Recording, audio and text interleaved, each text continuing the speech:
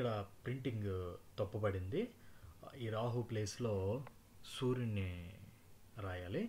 సూర్యుడు 12వ స్థానంలో 6 నుండి 5 నుంచి 6 డిగ్రీల లోపు ఉంటే జాతకుడు గత జన్మలో మంచి పేరున్న కుటుంబంలో జన్మించాడు, కానీ చిన్న వయసులోనే మరణించాడు. అందువల్ల ఈ జన్మలో భౌతిక లాభాలు, భౌతికపరమైనటువంటి ఆనందాలు అత్యధికంగా ఉంటాయి.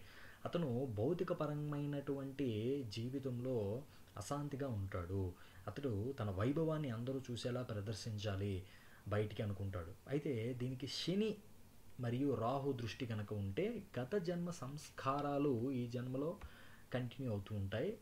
అతను కొంతమేర మానసికంగా క్షోభపడుతూ దేనికో ఒకదానికి మానసికంగా బాధపడుతూ ఉంటాడు. సూర్యుడు కనుక బలహీనంగా ఉంటే, అంటే మకరంలో కానీ, కుంభంలో కానీ, తులాలో కానీ, వృషభంలో కానీ ఉన్న శత్రుగ్రహాలతో కలిసి ఉన్న జాతకుడు నైతికంగా వ్యక్తిత్వం లేని వ్యక్తిగా మారతాడు. డబ్బు వ్యయం చేస్తూ పెద్దవాళ్ళతో సమస్యలను ఎదుర్కొంటాడు. నెక్స్ట్, చంద్రుడు కనుక 12వ స్థానంలో ఉంటే జాతకుడు గత జన్మలో మహిళగా ఉండేటటువంటి అవకాశాలు ఉన్నాయి.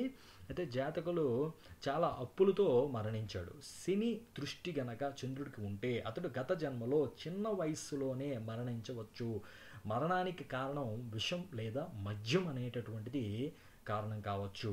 అంటే మద్యం యొక్క మద్యానికి బానిసం అయ్యి మరణం పొందవచ్చు. లేదు అంటే ఆత్మహత్య చేసుకోవడానికి విషయాన్నైనా జాతకుడు పూర్వజన్మలో తాగి ఉండవచ్చు. కాబట్టి ఈ జన్మలో అతడు మద్యాన్ని ద్వేషిస్తాడు, దానికి దూరం పెట్టుకుంటాడు. అతనికి హృదయంలో కొన్ని దుఃఖాలు ఉంటాయి. దాంతో ఈ జీవితంలో ఎప్పటికీ సుఖం అనుభవించలేడు. కొన్ని రోజుల వరకు సంతోషం ఉన్నా కూడా దుఃఖం వెంటనే వచ్చేస్తుంది. ఒకవేళ పురుష జాతకంలో ఇలా ఉంటే వారికి ఇళ్లాల నుంచి ఎప్పుడూ సహాయం ఉండదు. మహిళల కారణంగా అతడు తన జీవితంలో చాలా నష్టాలను, కష్టాలను ఎదుర్కొంటాడు.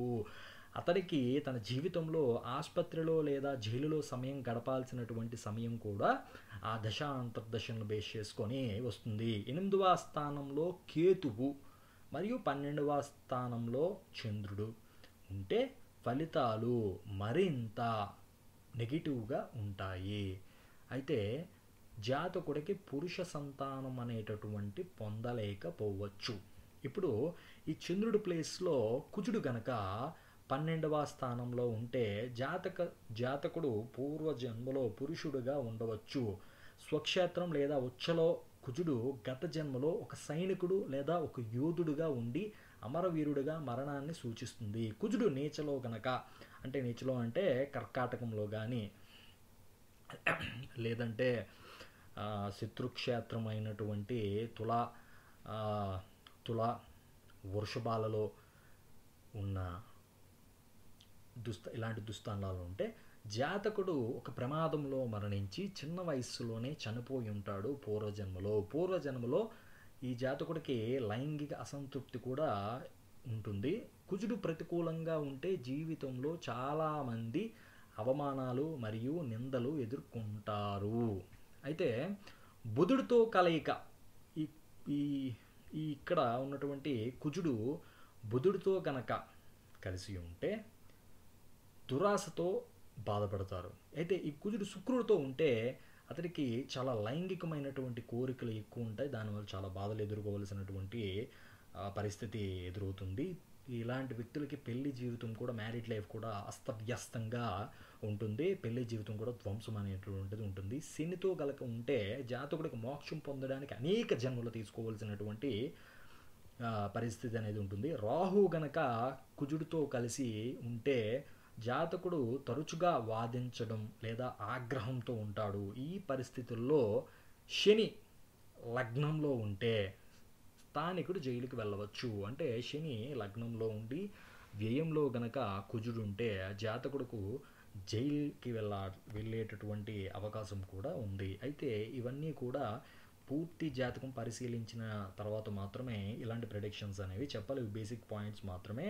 100కి 70% ఈ పాయింట్స్ అన్ని మ్యాచ్ అవుతాయి. మిగిలిన అంశాలు ఆ జాతకంలోని ఆ గ్రహాలకి గురుదృష్టి ఉందా లేదా, ఏ గ్రహాలతో, పాపగ్రహాలతో కలిసి ఉందా, శుభగ్రహాలతో కలిసి ఉందా, చాలా పాయింట్లు అనేవి చూసిన తర్వాత మాత్రమే దశ ఏం నడుస్తుంది, అంతర్దశ ఏం నడుస్తుంది, గోచారం ఎలా ఉంది, ఇక చాలా పాయింట్లు, ఏ నక్షత్రంలో ఉంది, ఏ దృష్టి పొందుంది, ఇలా చాలా పాయింట్స్ చూసి మాత్రమే పూర్తి ప్రిడిక్షన్స్ అనేవి తెలియజేయాలి. ఇవి బేసిక్ పాయింట్స్. ఇవి మ్యాక్సిమం చాలా వరకు 60-70% బర్త్ చార్ట్స్లో ఇవి మ్యాచ్ అవుతాయి.